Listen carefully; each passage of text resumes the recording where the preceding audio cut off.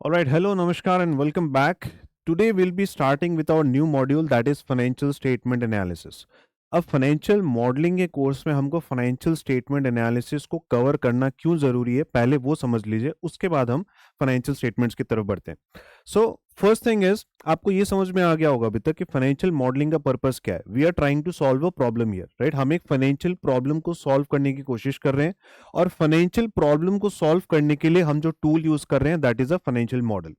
और financial model का एक इंपॉर्टेंट कंपोनेंट होता है financial statement analysis. Okay, because आपको ये जानना पड़ेगा कि कंपनी फ्यूचर में कैसा परफॉर्म करने वाली है, और फ्यूचर में कैसा परफॉर्म करेगी उसके लिए हमको ये समझना पड़ेगा कि कंपनी हिस्टोरिकली कैसा परफॉर्म करते हुए आई है, आज उसकी क्या पोजीशन है, और आज की पोजीशन को देखते हुए अभी जो कंपनी एक्टिविटीज कर रही है, जो कैपेक्स में इन्वेस्ट कर रही है, जो रेवेन्यू ग्रोथ दिखा रही है, जो मार्केट शेयर है, उन सबको देखते हुए कंपनी आगे चलकर फ्यूचर में क्या कैश फ्लोज कमा लेगी, ये अंडरस्टैंडिंग हमको बिल्ड करना पड़ता है, जिसके लिए हमको फाइनेंशियल स्टेटमेंट एनालिसिस की जरूरत पड़ती है। ये पार्ट अगर हम नहीं कर पाएंगे तो इसका जो अगला पार्ट है दैट इज वैल्यूएशन, वो हम कभी भी अच्छे से नहीं कर पाएंगे। Okay, so that is why this is a very important aspect of financial model, और ये सभी लोगों के लिए रेलिवेंट होगा, चाहे आप फाइनेंस कॉमर्स बैकग्राउंड से आते हैं या नहीं आते। अगर आप नहीं आते हैं, अगर आप एक नॉन फाइनेंस बैकग्राउंड से आ रहे हैं, तब तो कोई क्वेश्चन ही नहीं है।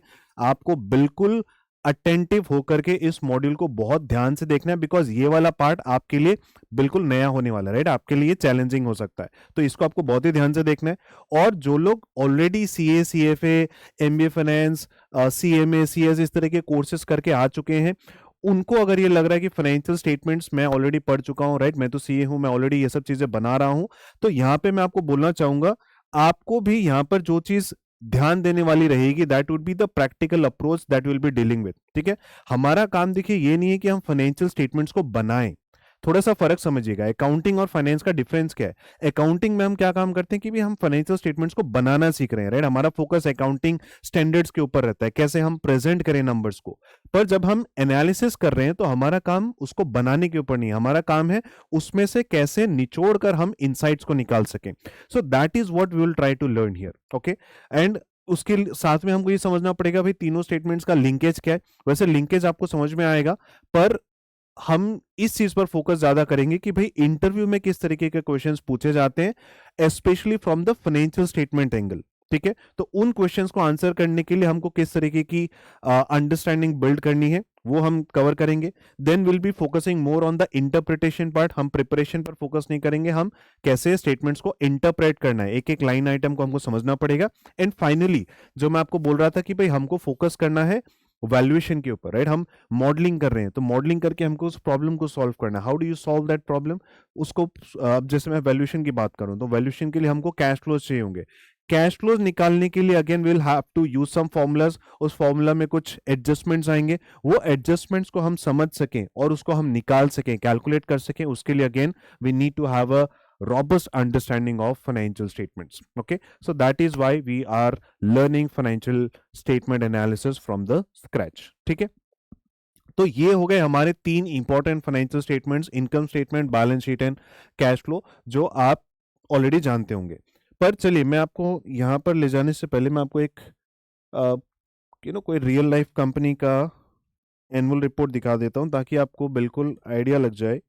ठीक है, कोई भी कंपनी ले सकते हैं, हमको बस एक फॉर्मेट चाहिए रेफर करने के लिए। ओके, चलिए मैं एचयूएल की एनुअल रिपोर्ट पे जाता हूँ, 24-25।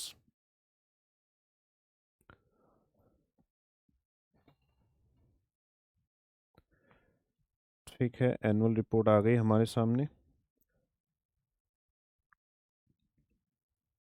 अभी हमको कहाँ जाना है, हमको फाइनेंशियल स्टेटमेंट्स में जाना है, राइट। तो ये रहा हमारा फाइनेंशियल स्टेटमेंट्स का सेक्शन। इसमें आपको दो मिलेंगे, एक है स्टैंड अलोन, एक है कंसोलिडेटेड। मैं कंसोलिडेटेड पे जाऊंगा, उस पर आप क्लिक करो, वहां पे आपको हाइपरलिंक मिलता है, तो आप वहां पे क्लिक करोगे तो ये आपको ले आएगा कंसोलिडेटेड फाइनेंशियल स्टेटमेंट्स में। दोनों में फर्क क्या है, स्टैंड अलोन में सिर्फ इस कंपनी की स्टैंड अलोन परफॉर्मेंस को दिखाया जा रहा है, लेकिन कंसोलिडेटेड में एचयूएल के अंदर जो भी कंपनियां हैं, जो सब्सिडरीज हैं, राइट, उन सबको भी इंक्लूड करके परफॉर्मेंस जो आ रही है उसको दिखाया जा रहा है, राइट। तो हम जब भी फाइनेंशियल मॉडल्स बनाएंगे तो हम हमेशा कंसोलिडेटेड फाइनेंशियल स्टेटमेंट्स को ही रेफर करेंगे, बिकॉज यही नंबर्स आपकी फाइनल शेयर प्राइस में भी रिफ्लेक्ट होते हैं। ओके,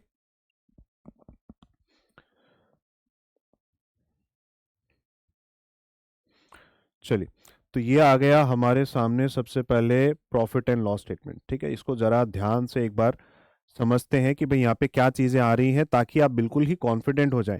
देखिए, एक फर्क क्या आता है, जब हम क्लास में किसी चीज को पढ़ते हैं ना, तो वो चीजें, जो नंबर्स, जो एग्जांपल्स हम ले रहे होते हैं, वो बिल्कुल ही सिंपल और इजी से लगते हैं। पर यही चीज जब हम एग्जाम में जाते हैं या फिर प्रैक्टिकली जब हम काम में उतरते हैं, ऑफिस में जाते हैं, तो वहां पे सडनली ये नंबर्स हमको बहुत ही ड्रास्टिकली अलग दिखाई देते हैं, right. So I don't want to happen, let that happen. So what I will do is, हम डायरेक्टली इन्हीं नंबर्स के साथ कंफर्टेबल हो जाते हैं कि भाई हमको आगे चलकर ऐसी कोई दिक्कत ही ना आए। Okay, so this is the profit and loss statement. Profit and loss statement, या जिसको हम इनकम स्टेटमेंट भी बोलते हैं, ये हमको क्या बताता है? ये हमको बताता है किसी भी कंपनी में क्या इनकम आ रही है, राइट, और क्या खर्चे हो रहे हैं, और खर्चे होने के बाद क्या प्रॉफिट हो रहा है, राइट।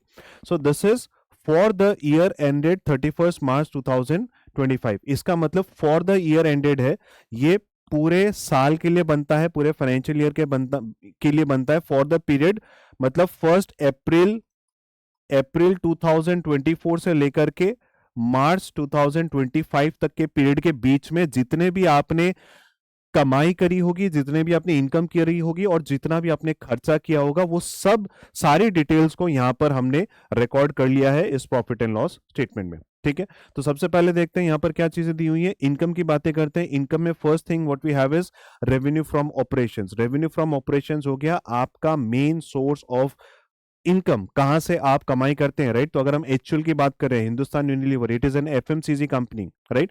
तो ये प्रोडक्ट्स बेचकर इनकम को जनरेट करती है, राइट, सेल्स को जनरेट करती है।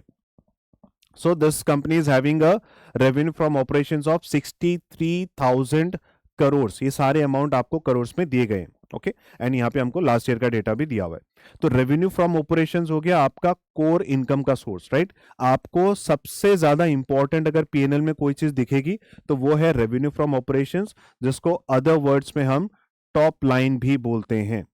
ओके, रेवेन्यू जो आपका सबसे प्राइमरी, जो सबसे पहला लाइन आइटम होता है, उसको हम टॉप लाइन बोलते हैं, और जो सबसे नीचे आएगा दैट इज प्रॉफिट, उसको हम बॉटम लाइन बोलते हैं।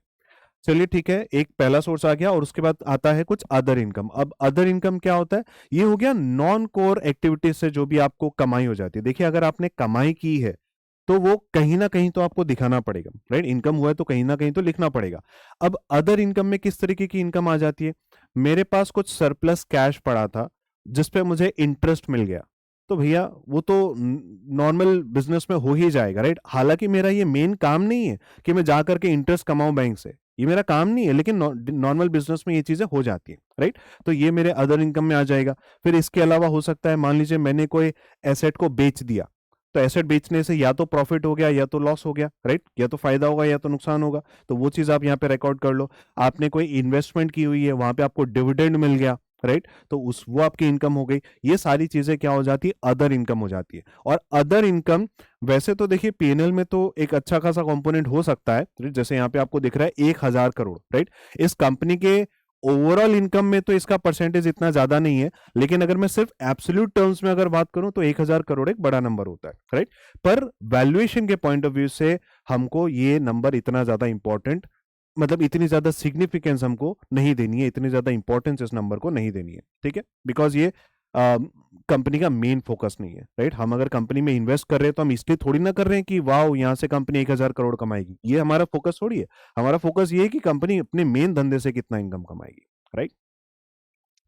सो that is other income. Total income आ गया इन दोनों का टोटल। फिर आते हैं एक्सपेंसेस की कैटेगरी में। सबसे पहले है कॉस्ट ऑफ मटेरियल्स कंज्यूम्ड, यानी कि जो आप माल बनाकर बेचोगे, राइट, उसके लिए आप बनाने के लिए जो आप रॉ मटेरियल्स खरीद के लेके आ रहे हैं, right. So that is what is your materials cost. ये आपकी अगर एक मैन्युफैक्चरिंग कंपनी है तो उसका सबसे सिग्निफिकेंट कंपोनेंट यही होने वाला है। उसके अलावा purchases of stock in trade, कुछ चीजें ऐसी होती हैं जिसको आप खरीद के लाते हैं, उसके बाद आप उसको प्रोसेस करते हैं, उसके बाद आपका फिनिश गुड बनता है और फिर आप उसको बेच देते हैं, राइट। पर कुछ चीजें ऐसी भी होती हैं जिसको आप डायरेक्टली खरीद के लाते हैं और आप एज इट इज भी बेच देते हैं, right. So that is what is purchases of stock in trade.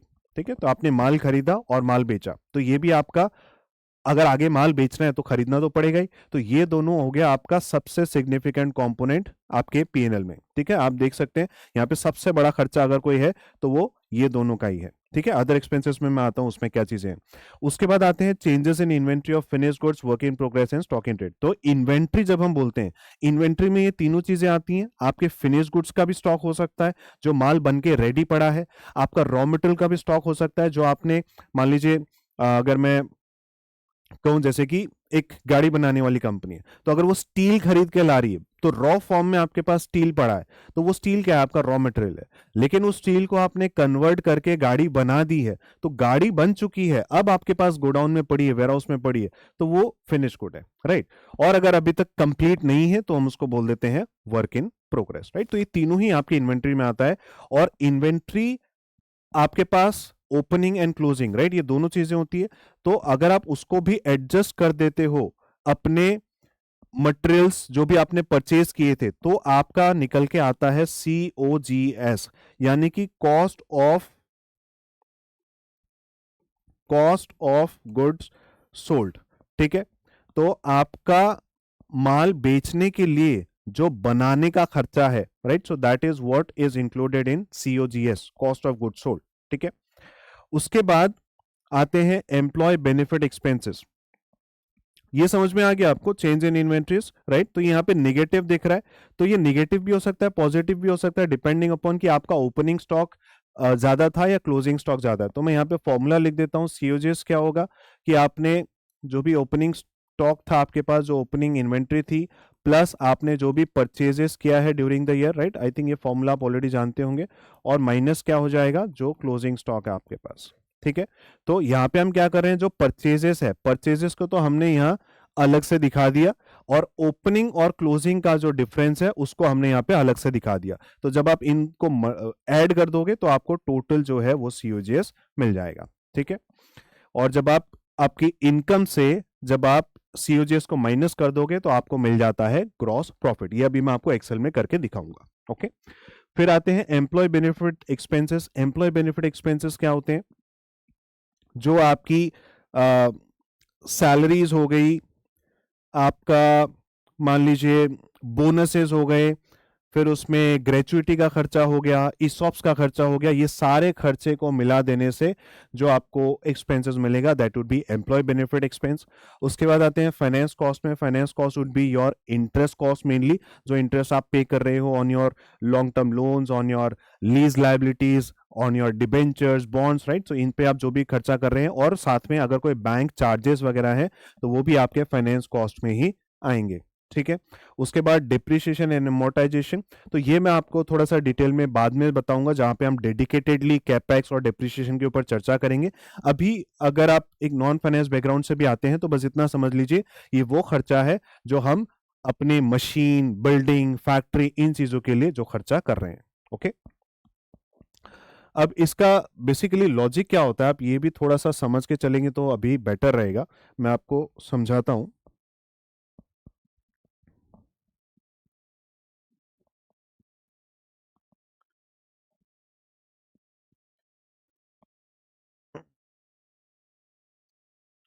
देखो,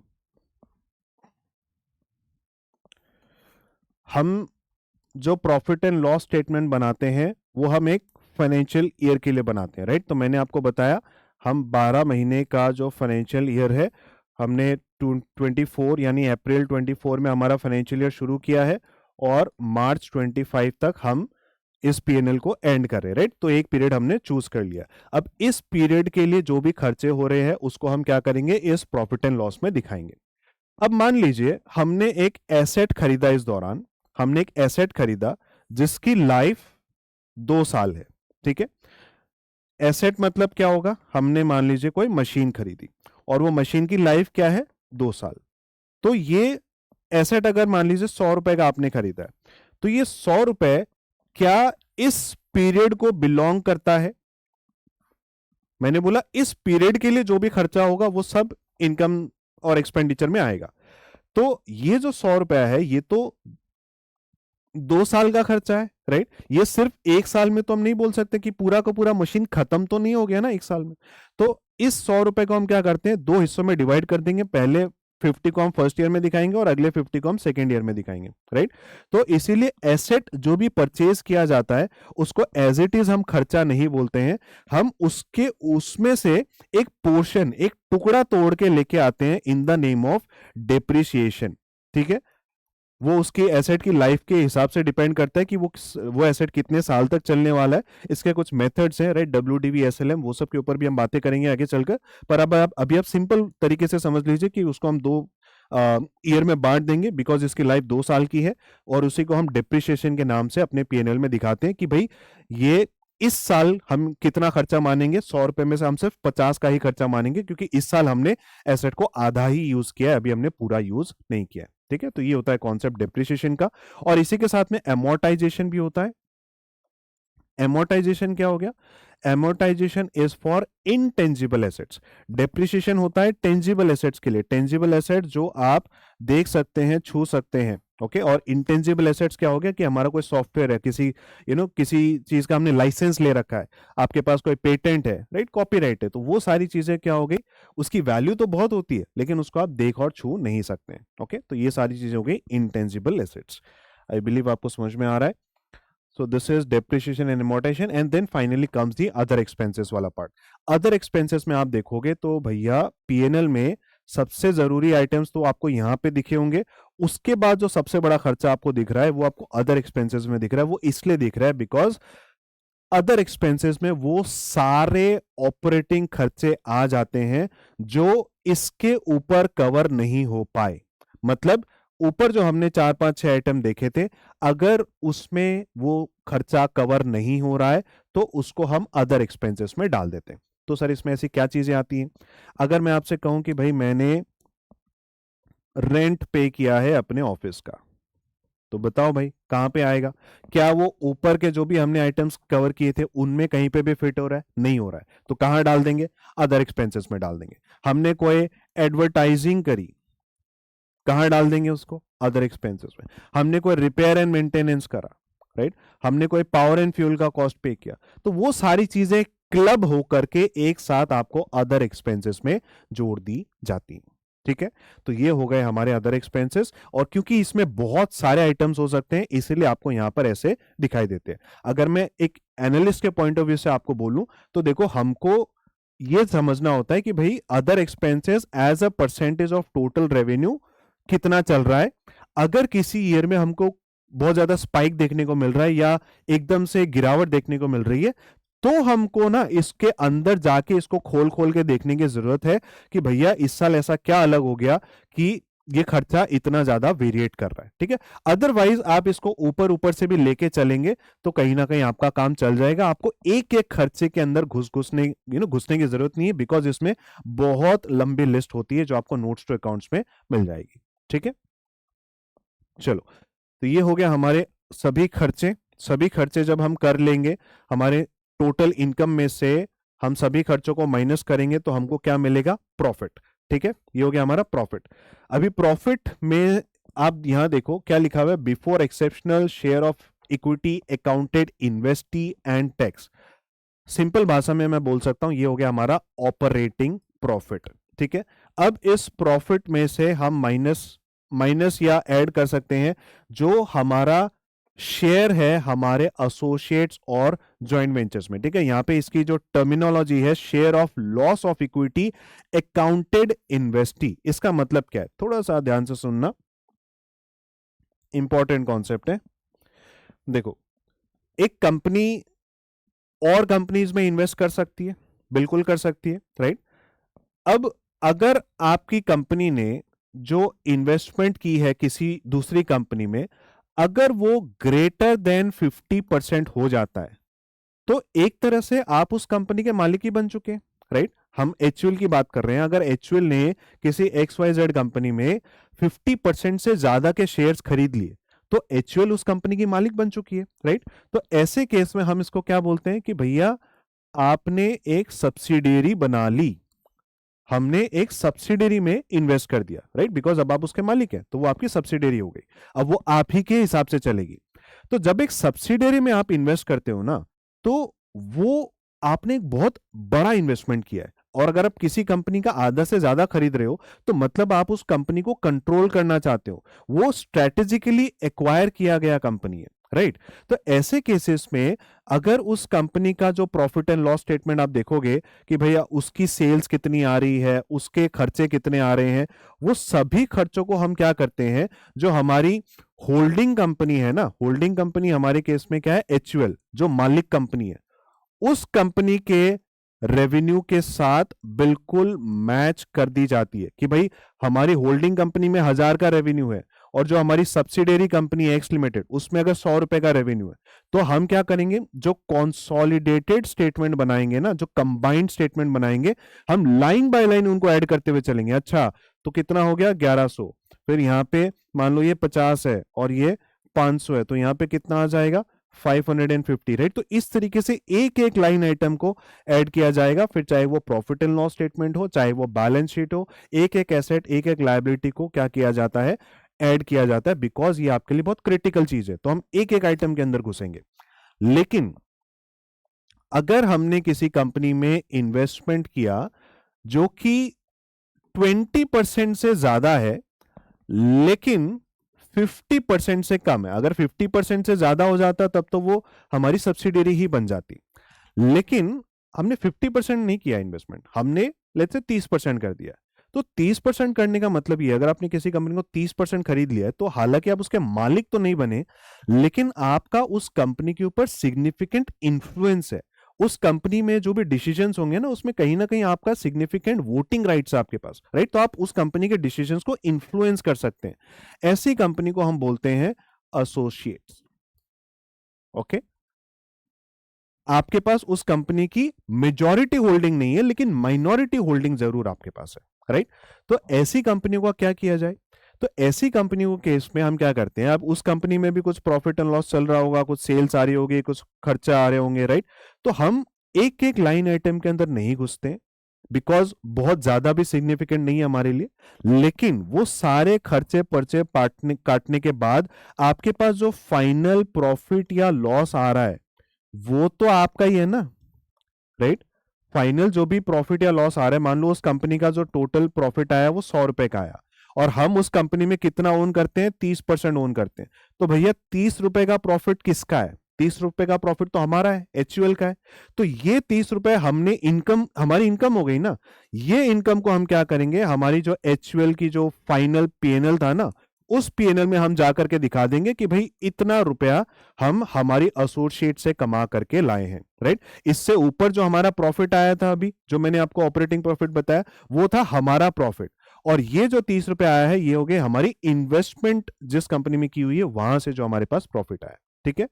तो आपको एक डिफरेंस समझ में आ रहा है, एसोसिएट्स के केस में हम फाइनल प्रॉफिट उठा करके लाते हैं, लेकिन सब्सिडरीज के केस में एक एक लाइन आइटम ऐड हो जाता है, उसको अलग से सिर्फ प्रॉफिट लाने की जरूरत नहीं है, क्योंकि हमने रेवेन्यू को भी इंक्लूड कर लिया, खर्चों को भी इंक्लूड कर लिया, तो सारी चीजें इंक्लूड हो गई है।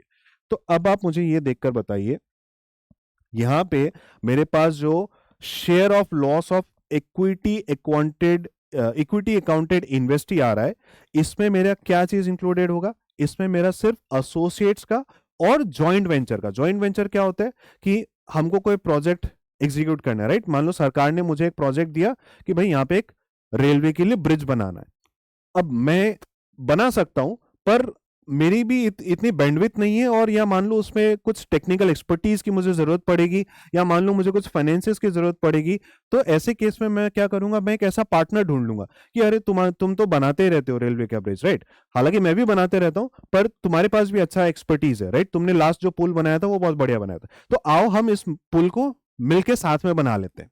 तो मैं क्या करूंगा, किसी दूसरी कंपनी के साथ एक जॉइंट वेंचर बना लूंगा, और हम दोनों मिलके उस ब्रिज को बनाने का काम पूरा कर लेंगे, राइट। अगर मैं खुद करने जाता तो शायद मुझे बहुत टाइम लग जाता, या मुझे कुछ और कंसल्टेंट्स हायर करने करने पड़ते, या कुछ एक्सपर्टीज मेरे पास नहीं थी, what ever be the case. तो ऐसी बहुत सारी चीजें कंपनीज के केस में रेगुलर डीलिंग्स में चलती रहती है। दो कंपनी ने मिलकर एक प्रोजेक्ट को एग्जीक्यूट कर दिया, उसको क्या बोलते हैं, जॉइंट वेंचर। तो जॉइंट वेंचर में भी हम क्या करते हैं, एक टेम्पोरेरी कंपनी बनाते हैं जब तक वो प्रोजेक्ट कंप्लीट नहीं हो जाता, और उस टेम्पोरेरी कंपनी में हमारी हिस्सेदारी होती है कि भाई 50% मेरा 50% आपका, या यूजुअली हम ऐसा करते हैं भाई 51-49 कर लेंगे, 60-40 कर लेंगे। वो दोनों कंपनीज के बीच की अंडरस्टैंडिंग रहती है कौन कितना ज्यादा उसमें एक्टिवली काम करेगा। ओके, तो उसके बेसिस पे भी हमने कोई प्रोजेक्ट एग्जीक्यूट करा, वो काम कंप्लीट हो गया, वो कंपनी डिसॉल्व हो गई, अब वहां से जो मेरे पास प्रॉफिट आया या लॉस आया जो भी आया उसको हम क्या करेंगे, यहां पर शो करेंगे। ठीक है, तो ये हो गया हमारा एसोसिएट्स और जॉइंट वेंचर का प्रॉफिट लॉस। उसके बाद आ गया प्रॉफिट बिफोर एक्सेप्शनल आइटम। ठीक है, अब यहाँ पे क्या हो रहा है, एक्सेप्शनल आइटम्स आ रहे हैं। एक्सेप्शनल आइटम्स क्या होते हैं, ऐसे आइटम्स जो आगे चलकर रिपीट होने की गुंजाइश नहीं है। Okay, which is non recurring type of activity. जैसे कि मैं अपना कोई डिवीजन बेच दिया, ठीक है, हमारी कंपनी के अंदर, 2 मिनट रुक जाइए, हमारी कंपनी के अंदर बहुत सारी एक्टिविटीज चल रही हैं, हमारे पास वेरियस डिविजन्स हैं, राइट। तो हमने कोई एक डिवीजन बेच दिया, तो अगर हमने कोई एक डिवीजन बेच दिया तो भैया ये हम क्या रेगुलरली करते हैं, हर रोज करते हैं, जी नहीं, राइट। तो उससे अगर मुझे कोई प्रॉफिट हो जाता है, लॉस हो जाता है, तो उसको हम क्या करेंगे, एक्सेप्शनल आइटम में दिखाएंगे। या मान लो किसी फैक्ट्री में इस साल आग लग गई थी, वहां पे हमारा नुकसान हो गया था, तो भैया ये सारी चीजें तो हर रोज नहीं होंगी ना, right. So this is what is covered under exceptional item. अब इसमें कुछ और भी बहुत सारी चीजें होती है, जैसे कोई एसेट राइट ऑफ कर दिया, हमारे पास कोई मशीन पड़ी थी, वो बेकार हो गई है। अब बेकार हो गई है तो हम उसको क्या करेंगे, जो भी मिलती है वैल्यू मिलती है उस पर हम निकाल देंगे, तो भैया उसमें मेरा कुछ नुकसान हो गया। अब ये नुकसान हो गया तो हम कहां लिखेंगे, एक्सेप्शनल आइटम में लिखेंगे, बिकॉज ये हमारा रोज का काम नहीं है। Okay, and these items are likely to be non recurring in nature. अगर किसी कंपनी में आपको ऐसा दिखता है कि कंपनी हर साल एक्सेप्शनल आइटम से प्रॉफिट कमाई जा रही है, तो एक एनालिस्ट का दिमाग वहां पे चालू हो जाना चाहिए कि भाई ये तो ऐसी चीज थी ना जो कि हर साल नहीं होती, कभी अचानक से हो गई है। अगर हर साल ही कंपनी वहां से प्रॉफिट निकाल रही है एक्सेप्शनल आइटम से, तो भैया घुस के देखो कहीं कंपनी इन्फ्लेट तो नहीं कर रहे अपने प्रॉफिट्स को, राइट। जबरदस्ती कुछ ना कुछ ऐसे दिखा तो नहीं रही है, right. So that could be a important point there. फिर प्रॉफिट बिफोर टैक्स आ गया आपका, फिर वहां से आप खाली टैक्सेस को माइनस कर दो, करंट टैक्स, डेफर्ड टैक्स यहाँ पे माइनस होगा। अच्छा, यहाँ पे एक कॉन्सेप्ट, ये डेफर्ड टैक्स का आपके लिए नया हो सकता है, तो डोंट वरी, डेफर्ड टैक्स का जो हमारा टॉपिक है बिल्कुल अलग से मैं टेकअप करूंगा, और आपको ये पूरी कैलकुलेशन समझाऊंगा, ये कहां से आ रहा है और इसका बैलेंस शीट पे क्या इंपैक्ट होगा, इसका कैश फ्लो स्टेटमेंट पे क्या इंपैक्ट होगा। ठीक है, पूरा मैं समझाने वाला हूं। अभी बस इतना समझ लीजिए कि जो टैक्सेस हैं वो दो हिस्सों में बढ़ जाते हैं, करंट और डेफर्ड टैक्स, और टोटल यहां पर माइनस होगा। उसके बाद आपके पास आ जाता है profit for the year. Okay, this is your final net profit. इसको हम नेट प्रॉफिट भी बोलते हैं और इसको हम बॉटम लाइन भी बोलते हैं। ठीक है, नेट प्रॉफिट बोलो, नेट इनकम बोलो या बॉटम लाइन बोलो, ये सारी चीजें एक ही होती हैं, which is ultimately your final profit. Okay, अच्छा, आपका पीएनएल यहीं पे हो जाता है खत्म, पर उसके नीचे भी कुछ आपको आइटम्स देखने को मिलेंगे जिसको हम बोलते हैं शॉर्ट में ओसीआई, अदर कॉम्प्रिहेंसिव इनकम। ये क्या इनकम होती है, ये ऐसी इनकम है जो कि नोशनल इनकम है। फॉर एग्जाम्पल, आपके कुछ डिफाइंड बेनिफिट प्लान्स है, मतलब आपकी कोई पेंशन की स्कीम चल रही है, आप अपने एम्प्लॉयज को रिटायर होने के बाद पेंशन की सुविधा प्रोवाइड करते हैं। ठीक है, अभी आपका एक एस्टिमेट आपने लगा रखा है, राइट। अभी आपके पास जितने भी एम्प्लॉयज है, उनकी जो भी सैलरीज है, आपकी कैलकुलेशन होगी ना कि किस एम्प्लॉय को कितना पेंशन देना है। उस हिसाब से आपने एक कैलकुलेशन बना रखी है कि भाई हमको एम्प्लॉयज को लेट्स से 1,000 करोड़ का पेंशन अपने को देना पड़ेगा। ठीक है, अब अगले साल मान लो कुछ आपके सैलरी स्ट्रक्चर में चेंजेस हो रहे हैं, राइट। उसके हिसाब से आपकी कैलकुलेशन में अब कुछ चेंजेस आ रहे हैं, और उसके हिसाब से लेट से आपकी जो कैलकुलेशन अब निकल के आ रही है दैट इज ओनली 950 करोड़। मतलब पिछले साल हमको लग रहा था कि मुझे 1,000 करोड़ का खर्चा करना पड़ेगा पेंशन देने के लिए, अब अगले साल आपको यह लग रहा है कि नहीं यार, मेरा तो 950 में काम चल जाएगा। तो ये 50 करोड़ का कहीं ना कहीं आपको फायदा दिख रहा है यहाँ पे, राइट। फायदा तो दिख रहा है, लेकिन क्या ये फायदा एक्चुअल में हो गया है आपको, जी नहीं। हमको ऐसा कोई फायदा दिख रहा है, फ्यूचर में शायद हो जाएगा, पर अभी अपने को नहीं पता है। तो इसको हम क्या करेंगे, इसको हमको कहीं ना कहीं तो हम क्या करेंगे, लिख के दिखा देंगे अपने शेयर होल्डर्स को कि देखो ऐसा कुछ फायदा या फिर नुकसान मुझे हो सकता है, मैं आपको बता करके चल रहा हूं। पर ऐसा नहीं है कि मैं अपने प्रॉफिट में इसको जा करके लिख दूं, भैया ये फायदा हुआ थोड़ी अभी, ये तो नोशनल चल रहा है, ये तो हमारे एस्टिमेट्स के हिसाब से चल रहा है। अब एस्टिमेट्स आगे चलकर कुछ अलग भी हो सकते हैं, राइट। तो इस तरह की चीजों को हम क्या बोलते हैं, ओसीआई बोलते हैं, और इन चीजों को हम हमारे पीएनएल में शो नहीं करते हैं। अगर मैं एक फाइनेंशियल मॉडल के स्टैंड पॉइंट से बात करूं या वैल्यूएशन के पॉइंट ऑफ व्यू से बात करूं, तो ये चीजें हमारे लिए बिल्कुल भी रेलेवेंट नहीं है। पर मैं आपको पीएनएल का पूरा फॉर्मेट समझा रहा हूं, तो इसको भी मैं कवर कर रहा हूं, ठीक है। और इसमें कुछ ऐसे आइटम्स होते हैं जिनको हम, एक तो यहां पे लिखा हुआ है देखो, that will not be reclassified to PNL, मतलब जो पीएनएल में कभी जाएगा ही नहीं। और फिर एक आइटम होता है जो कि पीएनएल में फ्यूचर में जाएगा। जैसे कि अगर हमारी कोई इन्वेस्टमेंट है, हमारा कोई डेट इंस्ट्रूमेंट, हमने कोई बॉन्ड्स को होल्ड किया हुआ है, ठीक है, और वो इन्वेस्टमेंट की वैल्यू बढ़ गई, आपके मान लीजिए अभी डीमैट अकाउंट में कोई स्टॉक्स पड़े हैं, वो स्टॉक्स की वैल्यू बढ़ गई है, पर वो स्टॉक्स को अभी तक आपने बेचा नहीं है, तो उसको हम क्या बोलते हैं, उसको हम बोलते हैं अनरियलाइज्ड गेन, राइट। प्रॉफिट दिख तो रहा है पर वो प्रॉफिट अभी तक मेरा हुआ नहीं है। तो उस तरह की चीजें क्या हो जाएंगी कि जब वो प्रॉफिट होगा, जब मैं प्रॉफिट बुक कर लूंगा, तो मैं उसको अपने पीएनएल में शो करूंगा, राइट। और तो वो चीजें हम कहां क्लासिफाई करते हैं, that will be reclassified to PNL, ठीक है। तो मतलब यहां पे इसमें भी, ओसीआई में भी there can be different types of classification, पर हमको ओसीआई से कोई खास लेना देना है नहीं जब हम फाइनेंशियल मॉडलिंग में डील कर रहे हैं, ठीक है। तो बस मैंने यहाँ पे पीएनएल का पूरा फॉर्मेट आपके लिए कवर कर दिया है। आई बिलीव अब आप किसी भी कंपनी का पीएनएल देख लेना, आपको फॉर्मेट बिल्कुल ऐसा ही मिलेगा। थोड़ा सा और हम यहाँ पे डिग इन करते हैं, अब बैलेंस शीट की तरफ आते हैं। बैलेंस शीट में क्या अलग चीजें हो रही हैं, पीएनएल आपको समझ में आया।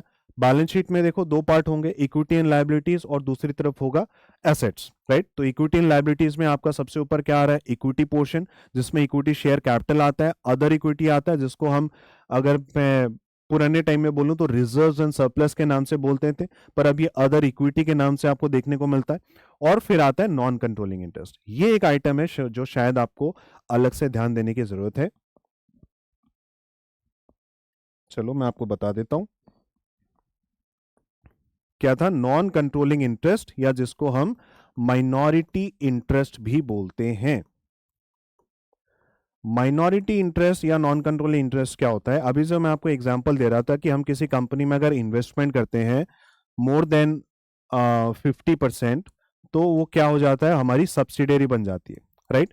तो मतलब एक आदमी के पास मेजॉरिटी होल्डिंग है, राइट। एक आदमी मतलब कोई कंपनी हो सकता है, कोई भी हो सकता है, अगर कोई सब्सिडियरी है तो ऑब्वियसली बात है कोई कंपनी किसी दूसरी कंपनी में मेजॉरिटी स्टेक होल्ड करती है। तो मान लो उसके पास 60% या 80% है, ठीक है, what ever be the case. अब जिन लोगों के पास छोटा सा स्टेक है, राइट, हमने उस कंपनी में 5% इन्वेस्ट किया हुआ है, 10% किया हुआ है, 15% किया हुआ है, what ever be the case, वो लोग क्या बन गए, वो लोग उस कंपनी में माइनॉरिटी बन गए, राइट। तो अगर आप किसी कंपनी में इन्वेस्ट कर चुके हैं, वो कंपनी आपकी सब्सिडियरी बन चुकी है, तो हम उसका ट्रीटमेंट कैसे करते हैं, हम उसका ट्रीटमेंट ऐसे करते हैं, हमारे जो एसेट्स है ना बैलेंस शीट में, और हमारी जो लायबिलिटीज है बैलेंस शीट में, हम एक एक आइटम सब्सिडियरी का क्या करते हैं, टोटल में ऐड कर देते हैं कि भाई हमारे पास खुद के एसेट्स 1000 के थे, प्लस उस सब्सिडियरी में भी 100 रुपीज के एसेट्स थे, तो टोटल हम बोल देते हैं कि हमारे पास 1100 रुपीज के एसेट्स हैं। और ये 100 ना टोटल एसेट है उस कंपनी का। उस कंपनी में अगर मेरे पास 80% होल्डिंग है, तो ऐसा नहीं कि मैं 100 में से सिर्फ 80 लेकर के आ रहा हूं, नहीं, मैं टोटल 100 को ही अपना एसेट बोल देता हूं, बिकॉज यार कंपनी तो मैं ही चला रहा हूं ना अल्टीमेटली, तो पूरा का पूरा 100 में बोल देता हूं, भाई पूरे 100 पे मेरा ही कंट्रोल है। लेकिन उस 100 में से अब मैं नीचे क्या कर दूंगा, अब मैं नीचे ले जाके दिखा दूंगा कि भाई उस 100 में ना माइनॉरिटी वालों का 20 रुपए का क्लेम है, ठीक है। तो ये 100 मान लो उस सब्सिडियरी के टोटल एसेट्स हैं, उन टोटल एसेट्स को मैंने पूरा का पूरा 100% मैंने अपने एसेट में दिखा दिया कि भाई पूरा का पूरा 100 अपना ही है। लेकिन अब वो 100 में से मैं क्या बोलूंगा, नीचे लायबिलिटी में जाकर के मैं बोल दूंगा कि यार उसमें से जो 20 रुपए है ना, वो 20% माइनॉरिटी लोगों का है, वो हमारा नहीं है, तो उसको हमको कहीं तो दिखाना पड़ेगा, राइट। तो उसको हम यहाँ पे in the name of minority interest या नॉन कंट्रोलिंग इंटरेस्ट दिखा देते हैं, ठीक है। तो इसका मतलब क्या हुआ, अगर मेरे बैलेंस शीट में यहाँ पे नॉन कंट्रोलिंग इंटरेस्ट दिखाई दे रहा है, इसका मतलब क्या है? इसका मतलब ये है कि ये वो हिस्सेदारी है जो हमारी सब्सिडियरी कंपनीज में दूसरे लोग होल्ड करते हैं। ठीक है, दूसरे लोग होल्ड करते हैं। आया समझ में? ठीक है, चलो next is liabilities, non current liabilities. अब लायबिलिटीज में और एसेट्स में भी ऐसा ही होगा, पहले नॉन करेंट आएगा, नॉन करेंट मतलब लंबे समय के लिए, करेंट मतलब अभी के समय के लिए, right, for the current financial year. So non current liabilities में वी हैव फाइनेंशियल लायबिलिटीज, उसके अंदर आ रहा है lease liabilities, other financial liabilities, right. तो कुछ कंपनीज में लीज होंगे। अब लीज क्या होता है? आपने लंबे समय के लिए कोई एसेट मतलब खरीदा नहीं है, आपने उसको लीज पे ले लिया, ठीक है, आप उसके अगेंस्ट में लीज रेंटल्स पे कर रहे हैं। और फिर कुछ अदर फाइनेंशियल लायबिलिटीज, आपके जो भी ऑब्लिगेशंस हो सकती हैं, आपके प्रोविजंस हो सकते हैं, ये सारी चीजें यहाँ पर कवर होंगी। उसके बाद आपके डेफर्ड टैक्स लायबिलिटीज हो सकती हैं। अब डेफर्ड टैक्स में एसेट भी हो सकता है, लायबिलिटी भी हो सकता है, वो कैसे क्रिएट होता है उसका हम समझेंगे, पर अभी आप इतना समझ के चलिए, डेफर्ड टैक्स लायबिलिटी का मतलब ये है कि मुझे सरकार के साथ इनकम टैक्स के पॉइंट ऑफ व्यू में मुझे आगे चलकर फ्यूचर में कुछ पेमेंट करना पड़ेगा, तो उसको हमने यहाँ पे अभी क्या कर लिया? रिकॉग्नाइज कर लिया, भाई इतने की लायबिलिटी फ्यूचर में आ सकती है।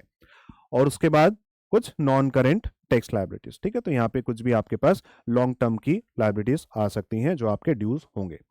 उसके बाद करेंट लायबिलिटीज में आते हैं, फाइनेंशियल लायबिलिटीज, अगेन बोरोइंग्स हैं, लीज लायबिलिटीज है। अच्छा, फाइनेंशियल लायबिलिटीज में भी ऐसा है कि हम इसको दो पार्ट में दिखा सकते हैं कि आपका जो 100 रुपए का अगर लोन है, राइट, 100 रुपए का लोन में से अगर मुझे 20 रुपया, इस 20 रुपए की ईएमआई जो है आप हर महीने पे कर रहे हो ना, तो लेट्स से इस साल में 20 रुपए का लोन पे हो जाएगा, तो वो 20 रुपए क्योंकि इसी साल में, इसी साल मतलब ये तो मैं 31 मार्च को बना रहा हूं ना, तो 31 मार्च को अगर मैं, ये 31 मार्च है, अगर 31 मार्च को मुझे पता है कि आने वाले अगले एक साल में, आने वाले 12 महीनों में, आने वाले 12 महीनों में अगर मुझे 20,000 करोड़ की ईएमआई पे करनी है टोटल में, पूरे साल भर में, तो ये तो एक साल के अंदर ड्यू होने वाली है।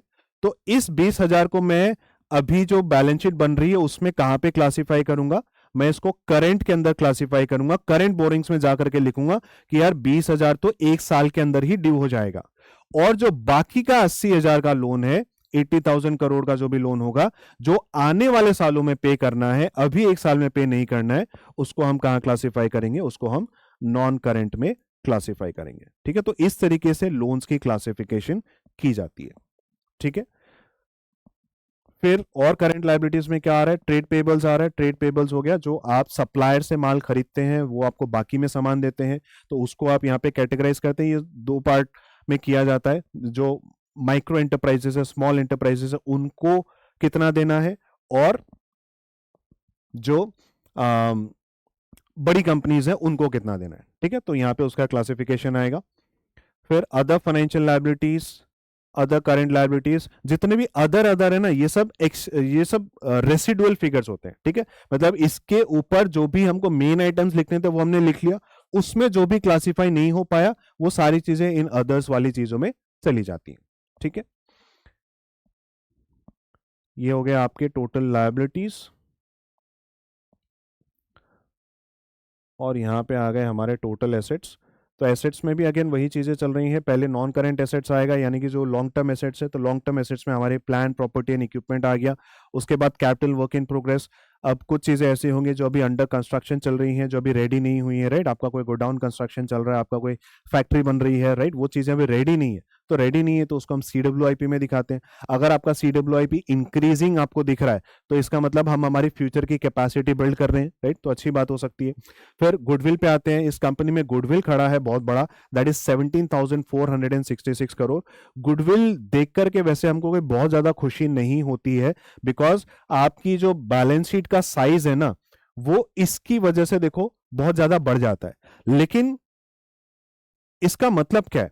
गुडविल का मतलब यह है कि आपने किसी कंपनी को खरीदा था, राइट, उस कंपनी को खरीदने के लिए आपने उसको एक प्रीमियम पे किया है, और वो प्रीमियम जो है आप अपने बैलेंस शीट में गुडविल के नाम पे दिखा रहे हो कि भाई मैंने उसको गुडविल के लिए इतना एक्स्ट्रा, इतना प्रीमियम पे किया था। ओके, अब ये गुडविल जो है आपके बैलेंस शीट में एज इट इज रहेगा, इसका कुछ नहीं होता है, कोई डिप्रिशिएशन नहीं, कोई एमोर्टाइजेशन नहीं। हाँ, इसमें एक इम्पेयरमेंट जरूर हो सकता है अगर आपको फ्यूचर में लगता है कि भाई मैंने उसको इतना प्रीमियम ये सोच के दिया था कि मुझे इतना फायदा मिलेगा, लेकिन अगर वो फायदा नहीं होता है तो हम इस गुडविल को फ्यूचर में क्या करेंगे, राइट डाउन कर देंगे। और राइट डाउन करने का मतलब ये होता है कि हम इसको बैलेंस शीट से ट्रांसफर करके अपने पीएनएल में दिखा देंगे। ठीक है, तो मान लो आगे चलकर मुझे ऐसा लगता है कि ये 17,000 करोड़ हमने सही नहीं पकड़ा है, लेट्स से इसको हमको 15,000 करोड़ ही पकड़ना चाहिए था, राइट। तो करीब 2,500 करोड़ का अमाउंट जो है हम अपने पीएनएल में क्या दिखाएंगे, एक्सपेंसेस वाले साइड में दिखाएंगे कि भाई 2,500 करोड़ हमने बेकार ही दे दिए, ये हमारा नुकसान है, राइट। तो इस तरीके से एसेट राइट ऑफ हो सकता है जो आपके प्रॉफिट में एक डेंट क्रिएट कर सकता है। ठीक है, तो आपको नुकसान हो सकता है। ये चीज क्या करती क्या किया जाता है, मतलब हम जो अकाउंटेंट्स हैं वो उसको मॉनिटर करते हुए चलते हैं कि अगर कभी भी उनको ऐसा लगता है कि ये अमाउंट सही रिफ्लेक्ट नहीं हो रहा है तो उसको वो इम्पेयर कर सकते हैं। ओके, फिर आते हैं some other intangible assets, right. इसके अलावा अगर और कोई इंटेंजिबल एसेट है तो वो यहाँ पर रिफ्लेक्ट हो जाएगा। इंटेंजिबल एसेट आप समझ गए होंगे, राइट, कि हमारे पास सॉफ्टवेयर्स हैं, कॉपीराइट्स हैं, पेटेंट्स हैं, वो सारी चीजें। फिर investments accounted for using the equity method, जो मैं आपसे कह रहा था कि हमने किसी जॉइंट वेंचर में या किसी एसोसिएट में जो भी इन्वेस्टमेंट की हुई है तो वो हमको यहाँ पर दिखाई देता है। लेकिन जो आपने सब्सिडियरी में इन्वेस्ट किया है क्या वो भी हमको यहाँ पर दिखाई देगा? जी नहीं, आपने जो सब्सिडरीज में इन्वेस्ट किया है वो आपको यहां पर दिखाई इसलिए नहीं देता है बिकॉज सब्सिडरी का तो हम एक एक लाइन आइटम खोल खोल के अपने एसेट्स के साथ में प्लस करते जाते हैं, राइट। तो उसको अलग से दिखाने की जरूरत ही नहीं है, समझ रहे हैं? तो मतलब सब्सिडरी में जो भी एसेट्स वगैरह होंगे ना वो आपके इस अमाउंट में ऑलरेडी इंक्लूड हो चुके हैं, तो उसको अलग से दिखाने की जरूरत नहीं है। फिर फाइनेंशियल एसेट्स में कुछ इन्वेस्टमेंट्स हैं, कुछ लोन्स हैं, कुछ अदर फाइनेंशियल एसेट्स है, कुछ एडवांसेस वगैरह आपने दे रखे होंगे, कुछ लोन दे रखा होगा किसी को, राइट। तो वो सारी चीजें, लोन्स तो चलो यहाँ पे अलग से आ गए कि आपने लेट्स से किसी एम्प्लॉय को लोन दे दिया है, आपने किसी सब्सिडरी को लोन दिया है, किसी एसोसिएट को लोन दिया है, राइट। तो वो सारी चीजें आपको यहाँ पर दिखाई देंगी। फिर डेफर्ड टैक्स एसेट्स आ गया, नॉन करेंट टैक्स एसेट्स आ गए, some other non current assets आ गए, राइट। तो these things can be there. और फिर करंट एसेट्स में कुछ इंपॉर्टेंट चीजें हैं जो आपके वर्किंग कैपिटल का हिस्सा बनती हैं, जैसे कि इन्वेंट्रीज हो गई, जो आपका स्टॉक हो गया। फिर फाइनेंशियल एसेट्स, ये सारी चीजों को हम एनालाइज करेंगे। ठीक है, ये इन्वेंट्रीज बढ़ रही हैं, घट रही हैं, अच्छा हो रहा है, बुरा हो रहा है, इन चीजों के लिए हमको रेशियोज की मदद लेनी पड़ेगी, राइट। तो रेशियोज वाले पार्ट में हम समझेंगे कि भाई whether this company is doing well और नॉट। ठीक है, तो वहां अपने को समझ में आएगा। फिर फाइनेंशियल एसेट्स में आते हैं। फिर यहाँ पर हमारे पास कुछ इन्वेस्टमेंट्स, अगेन मतलब कुछ इन्वेस्टमेंट्स ऐसी होंगी जिनको आप 1 साल के अंदर लिक्विडेट करने की सोच रख रहे हो कि भाई मेरे पास ये वाला लिक्विड इन्वेस्टमेंट पड़ी है, इसको मैं 12 महीने में यूज कर लूंगा, कैश में कन्वर्ट कर लूंगा। तो उस अमाउंट को हम क्या कर लेते हैं, करंट में क्लासिफाई कर देते हैं। और जो पैसा अभी आपने सोच रखा है कि मैं 12 महीने में मुझे जरूरत नहीं पड़ेगी, मैं यूज नहीं करूंगा, उसको हम नॉन करंट में क्लासिफाई कर देते हैं। ठीक है, then we have trade receivables. Trade receivables वो पैसा है जो अपने को मिलना है हमारे कस्टमर से। फिर कैश एंड कैश इक्विवेलेंट्स, ये तो आपका कैश हो गया, right. Bank balances, loans, other financial assets, and then it becomes your total assets, right. तो टोटल एसेट्स और आपकी जो टोटल लाइबिलिटीज एंड इक्विटी है that will always be matching. ठीक है, आई बिलीव आपको एक आइडिया मिल गया बैलेंस शीट में किस तरह की चीजें रहेंगी, स्पेशली फॉर दोज पीपल जो नॉन कॉमर्स या नॉन फाइनेंस बैकग्राउंड से आते हैं। And now let us talk about cash flow statement. Cash flow statement क्या हो गया, इट इज सिंपली योर, जैसे आपका बैंक की पासबुक होती है ना कि भाई पैसा कहाँ से आया और पैसा कहाँ गया, राइट। वही चीज आपको कैश फ्लो स्टेटमेंट बताता है कि भाई पैसा कहाँ से आ रहा है, पैसा कहाँ से जा रहा है। हम अक्रूड बेसिस पे काम नहीं करते। पीएनएल में क्या था, जो पैसा इन 12 महीने में बिलोंग करता है वो पीएनएल में आएगा। मतलब अगर रेंट देना था, राइट, इन 12 महीने का जो रेंट है वो इस पीएनएल में शो किया जाएगा, भले ही आपने कैश में पेमेंट किया हो या नहीं किया हो। ये चीज समझ लीजिए, इसको बोलते हैं एक्रूड कॉन्सेप्ट, कि इस पीरियड को बिलोंग करता है ना तो पीएनएल में शो करेंगे चाहे पेमेंट हो या ना हो। लेकिन कैश फ्लो स्टेटमेंट में क्या आता है, अगर पेमेंट हुआ था तो माइनस करेंगे, अगर पेमेंट नहीं हुआ था तो माइनस नहीं करेंगे। मतलब ये कैश बेसिस में चलता है। ओके, तो इसमें हम 3 कैटेगरीज बनाते हैं, cash flow from operating activities, फिर cash flow from investing activities, and then cash flow from financing activities. Okay, तो ऑपरेटिंग एक्टिविटीज में ये आपका सबसे इंपॉर्टेंट कंपोनेंट रहेगा। पीएनएल में तो हमने बोल दिया कि भाई हमारे इतने 1,000 करोड़ के प्रॉफिट्स हो रहे हैं, बट एक्चुअल में हमारा उतना प्रॉफिट है कि नहीं है वो हमको कैसे देखना पड़ेगा भाई, एक्चुअल में कैश में रियलाइज हो रहा है कि नहीं हो रहा, हमको वो देखना पड़ेगा। ओके, सो अगर आपके cash flow from operating activities में अगर आपको प्रॉफिट आता हुआ दिख रहा है, तब तो बहुत अच्छी बात है कि भाई हमारा प्रॉफिट जो है सच में कैश में हमारे हाथ में आ रहा है, राइट। बिकॉज पीएनएल में तो हम ऐसे ही कोई इनकम दिखा देंगे जो कि अभी तक कैश में हमारे हाथ में आई भी नहीं है, राइट। तो उस इनकम का हम क्या करें, यस और नो। सो इसमें हम कुछ एडजस्टमेंट्स करेंगे, अभी मैं आपको दिखाऊंगा थोड़ी देर में, ठीक है, how this things will be done. और फिर cash flow from investing activities, जो भी आप इन्वेस्टमेंट्स कर रहे हैं, चाहे आप प्रॉपर्टीज खरीद रहे हैं, चाहे आप एसेट खरीद रहे हैं, किसी और कंपनी में इन्वेस्ट कर रहे हैं, that will be reflected under investing activities. इसमें यूजुअली जो आप आइटम्स है यूजुअली माइनस ही होते हैं, क्योंकि एचयूएल एक मैच्योर्ड कंपनी है, तो ये कोई बहुत ज्यादा इन्वेस्टमेंट्स कर नहीं रही है, इसलिए इसके केस में पॉजिटिव भी आ सकता है, ये बेच भी सकता है, इसलिए इसके पास पॉजिटिव कैश फ्लो है। पर मोस्टली इन्वेस्टिंग एक्टिविटीज में आपको नेगेटिव आइटम दिखाई देगा। ऑपरेटिंग कैश फ्लो में हमको ये देखना है कि भैया पॉजिटिव हो तो अच्छा है, ठीक है। उसमें अगर ऑपरेटिंग में भी नेगेटिव है, तब तो कंपनी पैसा कहां से लाएगी, तब तो उसके पास और कोई चारा ही नहीं है, फिर उसको किसी से उधार मांग के लाना पड़ेगा या इन्वेस्टर से पैसा मांग के लाना पड़ेगा, तभी वो कंपनी चला पाएगा, राइट।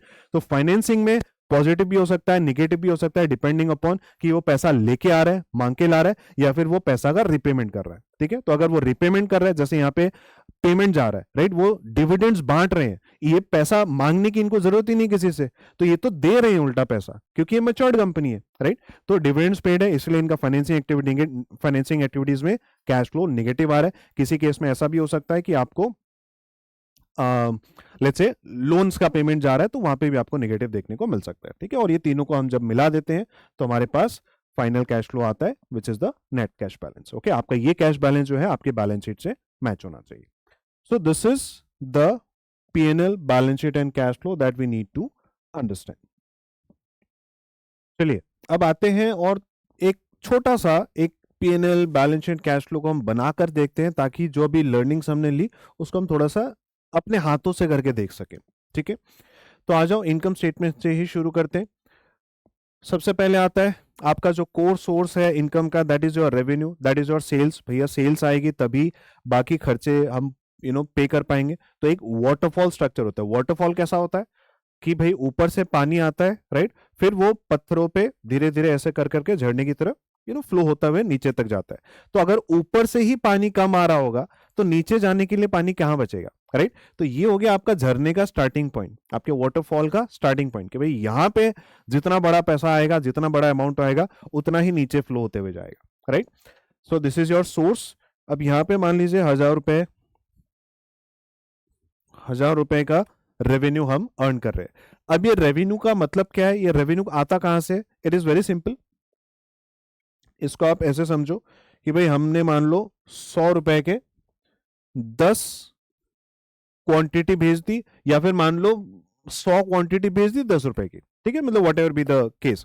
तो एक प्राइस होगा, एक क्वांटिटी होगा, इन दोनों को जब आप मल्टीप्लाई करोगे तो आपको कंपनी का टोटल रेवेन्यू मिलता है, ठीक है। उसके बाद cost of goods sold. Cost of goods sold मैंने आपको बताया था कि भाई इस माल को बेचने के लिए हमको इसको या तो प्रोड्यूस करना पड़ेगा, या तो खुद बनाना पड़ेगा, मैन्युफैक्चर करना पड़ेगा, या फिर कहीं और से पहले खरीद के लाना पड़ेगा, परचेस करना पड़ेगा, उसके बाद ही आप बेच पाओगे, राइट। तो पहले आपके पास वो सामान होना पड़ेगा। वो सामान होगा कैसे? या तो मैन्युफैक्चर करो, बनाओ, या फिर खरीद के लाओ, कैसे भी करके लेके आओ, अल्टीमेटली वो आपके सीओजीएस में आएगा, ठीक है।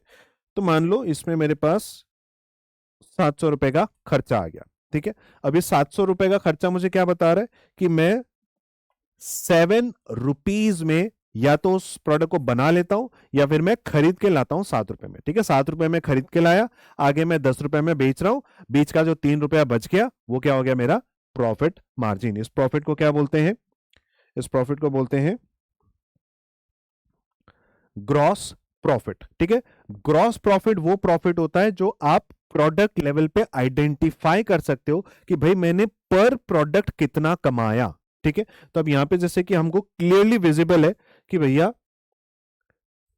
3 रुपया हम पर प्रोडक्ट पे कमा रहे हैं। इसका मतलब जितना ज्यादा बेचोगे उतना ज्यादा आपका प्रॉफिट बढ़ेगा।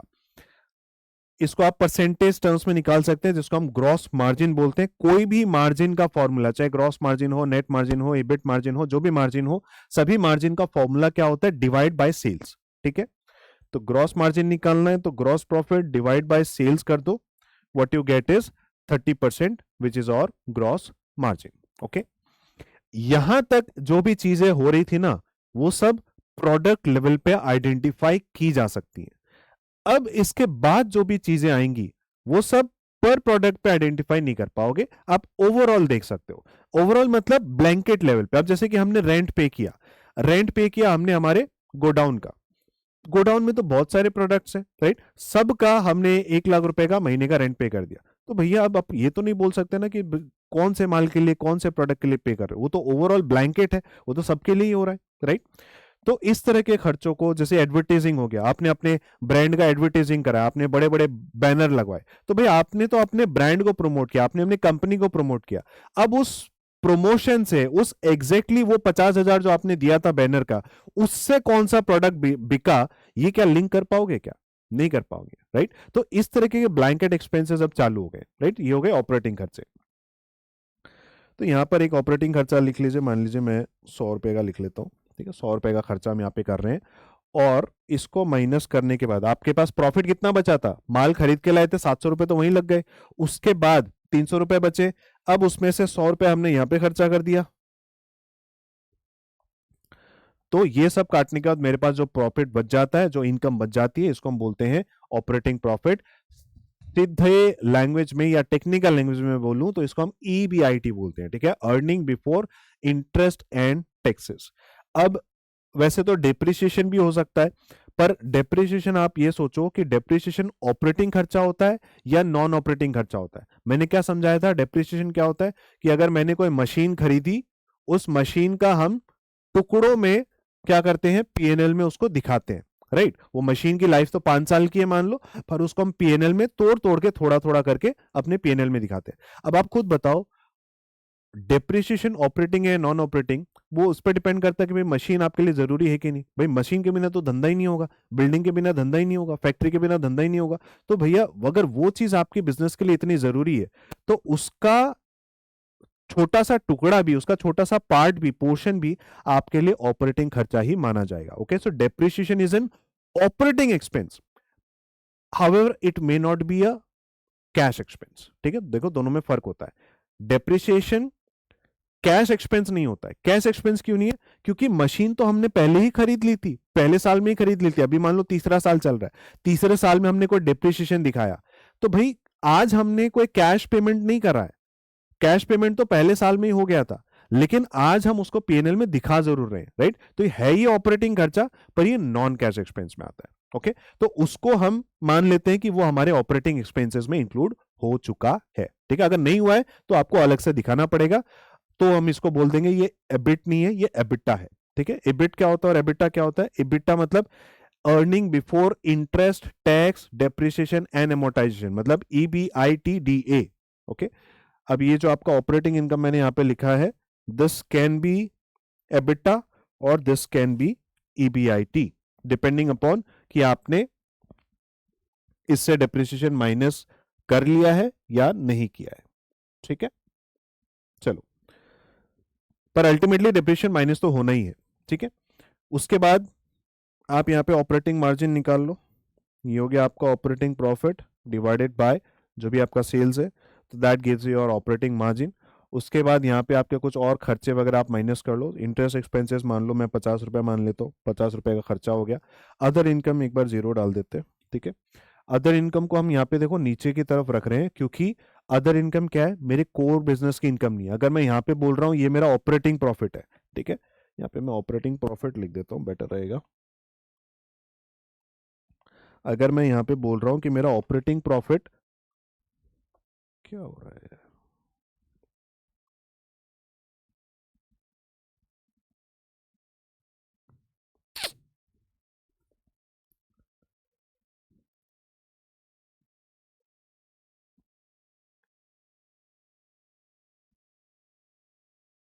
अगर मैं बोल रहा हूं कि मेरा ऑपरेटिंग प्रॉफिट 200 है, इसका मतलब मैं अपने कोर बिजनेस से, अपने धंधे से 200 रुपए का प्रॉफिट कमा रहा हूं, before deducting any non operating expenses. अब आप देखो नॉन ऑपरेटिंग एक्सपेंसेस और इनकम चालू होंगे। इंटरेस्ट एक्सपेंस क्या होता है? इंटरेस्ट एक्सपेंस हो गया फाइनेंशियल एक्सपेंस, ठीक है, ये मेरे बिजनेस को फाइनेंस करने का खर्चा है, ये मेरा ऑपरेटिंग खर्चा नहीं। ऑपरेटिंग खर्चा वो खर्चा होता है कि भाई कोई भी इस बिजनेस में आएगा तो उसको ये खर्चा करना ही पड़ेगा। ठीक है, जैसे कि मान लो मशीन का रिपेयर हो गया, ठीक है, मशीन डिप्रेशन हो गया, या मान low cost of good sold हो गया, राइट। तो ये सारे खर्चे ऐसे हैं भैया, सबको ही करना पड़ेगा, राइट। ये हमारे बिजनेस करने का कॉस्ट है। लेकिन इंटरेस्ट एक्सपेंस तो बस वही पे करेगा जिसने लोन लेकर के धंधा चालू किया होगा। कोई ऐसा भी है जो सिर्फ इक्विटी से भी चालू कर सकता है, तो वो तो ऑप्शनल हो गया ना, वो तो आपकी चॉइस हो गई। सो that is your financial expense, not your operating expense. Okay, और अदर इनकम हो गया, बाहर से कोई हमारी इनकम आ रही है, इसको भी हम हमारे ऑपरेटिंग प्रॉफिट में इंक्लूड नहीं करेंगे। ऑपरेटिंग प्रॉफिट में हमको सिर्फ धंधे से आई हुई इनकम को इंक्लूड करना होता है। उसके बाद आ गया earning before interest and before taxes. ठीक है, तो ये हमारा ऑपरेटिंग प्रॉफिट था, उससे हम माइनस कर देंगे इसको और ऐड कर देंगे इसको, तो आपको आ जाए मिल जाएगा total profit, that is profit before tax. ठीक है, उसके बाद आपका जो टैक्सेस है उसको माइनस कर दीजिए। टैक्स मान लीजिए हमारा 30% है, तो 45 टैक्स में आ जाएगा, और फिर आपके पास फाइनल नेट इनकम निकल के आ जाएगा, दैट इज 105।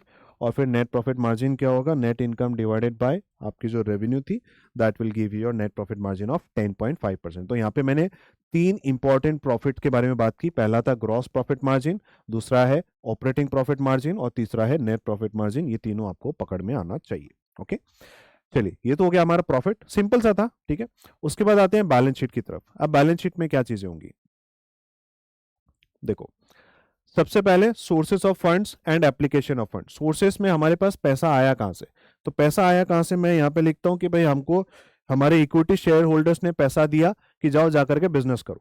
ठीक है, तो हमने 2,000 रुपए यहां पे लिख दिया कि शेयर होल्डर से हमारे पास इतने पैसे आए। अब ये पैसे आए तो उसको आप एक बार मान लेता हूं, ये हमारा ईयर 0 है ना, ईयर 0 में मैं लिख लेता हूं बस पैसे आए हैं। तो 2,000 रुपए उन्होंने दिए, तो हमने यहां पे लिखा भाई यहां से आए हैं, और फिर अभी हमारे पास कैश के फॉर्म में हमारे पास एसेट्स में जमा है। ठीक है, तो ये आपका टोटल हो जाएगा। टोटल यहाँ पे 2,000 ही निकल के आएगा, ऑब्वियसली बात है, राइट। लाइबिलिटीज में भी क्या होगा, 2,000 ही होगा। तो टोटल आपका एसेट्स और लाइबिलिटी जो है वो बिल्कुल मैच हो जाएगा। ठीक है, तो वो बिल्कुल मैच हो रहा है। अब अगले साल क्या करें, अगले साल मान लो इस 2,000 रुपए को यूज करके आपने क्या किया, आपने कुछ मशीनरी खरीद ली। तो आपने मान लो 1,200 रुपए की मशीन खरीद ली। ठीक है, अब ऑब्वियसली बात है, धंधा करने के लिए कुछ तो खरीदोगे ना। और आपने क्या किया, आपने कुछ माल खरीदा कि भाई माल बनाएंगे बेचेंगे तभी तो धंधा चलेगा। तो आपने कुछ मशीन खरीदी, कुछ आपने इन्वेंट्री खरीदी। अब ये हो गया हमारा एसेट साइड। एसेट साइड में अभी भी मेरे पास क्या है,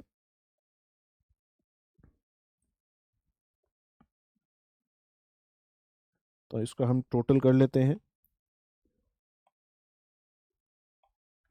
2,000 रुपए यहां पे आ गए, और यहां पे जो हमारा इक्विटी साइड है वहां पे तो ये 2,000 ही कंटिन्यू चलता रहेगा, बिकॉज इस साल इक्विटी में ना हमने कुछ प्लस किया ना हमने कुछ माइनस किया। ठीक है, तो प्लस कब होता है, अगर आपने और फंड्स रेज किए होते हैं। ठीक है, माइनस कब होगा, अगर आप मान लो रिजर्व्स में से अगर डिविडेंड बांट दे, राइट। ठीक है, ये इन दोनों को आप एक साथ मान करके चलो, ये दोनों साथ में चलेंगे। रिजर्व्स में क्या चीज आएंगे, जब आप प्रॉफिट कमाओगे। तो आ जाओ प्रॉफिट कमाते हैं। हमने माल खरीदा और एसेट खरीदा। अब एसेट तो चलो एज इट इज चलता रहेगा, इसमें क्या होगा, हर साल डेप्रिसिएशन लगाते जाएंगे और इसकी वैल्यू धीरे धीरे पीएनएल में ट्रांसफर करते जाएंगे, और बैलेंस शीट से जो है इसकी वैल्यू कम होती जाएगी।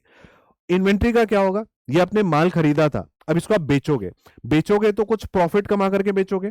ठीक है, तो ये 800 का माल आपने मान लो, हमने यहाँ पे प्रॉफिट में कितना दिखा रखा है, 105 ना। तो मैं फाइनल जो प्रॉफिट आ रहा है मैं इसको यहाँ पे वही मान लेता हूँ एक बार। ठीक है, तो मान लेते हैं हमने उसको 905 रुपए में बेच दिया। ठीक है, हमने उसको 905 रुपए में बेच दिया। तो अब वो एसेट जो है, जो इन्वेंट्रीज थी वो अब चली गई, और अब मेरे पास बदले में क्या आ गया, वापस से कैश आ गया। ठीक है, तो ये 905 का मेरे पास कैश आ गया।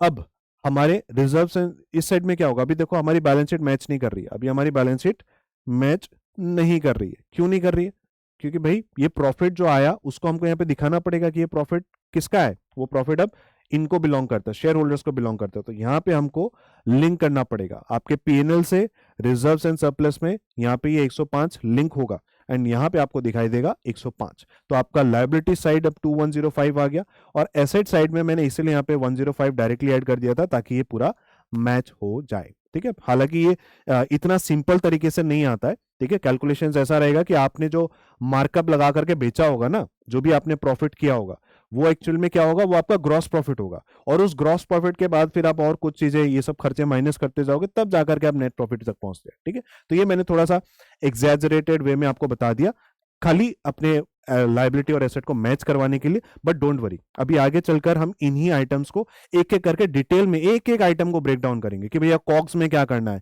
इन्वेंट्री के साथ क्या करना है, कैपेक्स के साथ क्या करना है, डिप्रेशिएशन के साथ क्या करना है, हर एक चीज का ट्रीटमेंट को हम डिकोड करेंगे, टैक्सेस का ट्रीटमेंट क्या करना है। तभी आप इंटरव्यू में आंसर कर पाओगे कि भाई इस आइटम के साथ ये हो रहा है, तो आपको पूछा जाएगा भाई बताओ फाइनेंशियल स्टेटमेंट में क्या इंपैक्ट पड़ेगा। तो वो इंपैक्ट आप तभी समझ पाओगे जब आपको एक एक आइटम का ब्रेकडाउन पता होगा। ठीक है, तो अभी इसको आप बस ऐसे देखो कि भाई बैलेंस शीट में हम क्या कर रहे हैं, एसेट्स और लायबिलिटीज को मैच करना रहेगा। जैसे जैसे पैसा आएगा वो आपके सोर्सेस ऑफ फंड्स में आ जाएगा, और जहां जहां वो पैसा जाएगा वो आपके एसेट साइड में रिफ्लेक्ट हो जाएगा। ठीक है, एप्लीकेशन ऑफ फंड। उसके बाद कैश फ्लो स्टेटमेंट में आ जाते हैं। कैश फ्लो स्टेटमेंट में क्या चीजें होंगी, यहाँ पे आप लिखोगे कि भाई हमारे पास पैसा आ कहां से रहा है और पैसा जा कहां पे रहा है। राइट, तो ईयर 0 में तो हमारे पास कोई प्रॉफिट वगैरह कुछ था नहीं। ईयर 1 में हमने क्या किया, कुछ कमाई की, तो हमारे कैश फ्लो फ्रॉम ऑपरेशंस में आएगा कि भाई हमने 105 रुपए यहां से कमा लिए। राइट, ये हमारा ऑपरेशन से कैश आया हमारे बिजनेस में। अब उसके बाद ये तो हो गया हमारा टोटल। ठीक है, कैश फ्लो फ्रॉम ऑपरेशंस। अभी आप बोल सकते हैं कि सर ये पूरा का पूरा प्रॉफिट कैश में आएगा, ऐसा हमेशा जरूरी है क्या? जी नहीं, अभी ये बस एक इनिशियल कैश फ्लो स्टेटमेंट है, बस सबसे पहला एकदम जो प्रिपरेटरी क्लास में जो आप कर रहे हैं ये वो चीज है। अभी इसमें और आइटम्स आएंगे। अभी जैसे कि 105 रुपए जो है ना, ये 105 रुपए में अगर मैं ऐसा बोलूं कि भाई एक कस्टमर ने अभी तक 50 रुपए दिए नहीं है, वो मिलने बाकी है, तो भैया फिर तो इसका मतलब ये हुआ कि इस 105 में अभी तक 50 रुपए आई नहीं है। राइट, तो ये पूरा का पूरा 105 क्या मैं यहां पे लिख सकता हूं? नहीं लिख सकता। राइट, तो वो सब एडजस्टमेंट्स हम करेंगे। Right, we have not gotten into the extreme adjustments yet. अभी हम बस शुरू कर रहे हैं, तो मैं बस ये तीनों को लिंक कर रहा हूं, आपके सामने एक इनिशियल लेआउट बना रहा हूं। अभी इनमें हम एक एक करके आगे घुसेंगे। ठीक है, डीप डाइव करेंगे। तो चलो पहले हमारे पास प्रॉफिट आ गया। ठीक है, अगर मैं मान लेता हूं कि मेरे पास कोई एडजस्टमेंट नहीं है, कोई बाकी नहीं है, कोई उधार नहीं है, कुछ भी नहीं है, तो जो प्रॉफिट हमने कमाया वो एज इट इज हमारे सामने हमने क्या लिख दिया, कैश फ्लो में लिख दिया कि भैया इतना प्रॉफिट मेरे पास कैश टर्म्स में आ गया। उसके बाद cash flow from investing activities, क्या हमने कोई इन्वेस्टमेंट करी है, कोई मशीन खरीदा, कोई बिल्डिंग खरीदा, कुछ खरीदा क्या? जी हाँ, यहाँ पे हमने 1200 रुपए दिखाए हैं कि भाई हमने इतने की एसेट्स खरीदी हैं। तो वो एसेट्स खरीदोगे तो पैसा जाएगा, पैसा जाएगा तो मैं उसको इन्वेस्टिंग एक्टिविटीज में लिखूंगा कैपिटल एक्सपेंडिचर कर दिया हमने इस साल 1200 रुपए का। ठीक है, उसके बाद फाइनेंसिंग एक्टिविटीज, क्या आपने इस साल कुछ भी पैसा रेज किया है? राइट, तो पैसा रेज किया तो वो आपको यहां पे लिखना पड़ेगा। तो मैं लिख देता हूं कि भाई हमने 2000 रुपए का पैसा रेज किया है। ठीक है, फंड्स रेज किया है। तो बस ये हो गया आपका इन्वेस्टिंग एक्टिविटी। सबका टोटल कर दो यहाँ पे। तो कैश फ्लो फ्रॉम ऑपरेशंस आ गया, इन्वेस्टिंग एक्टिविटी आ गया, और यहाँ पे फाइनेंसिंग एक्टिविटी आ गया। ठीक है,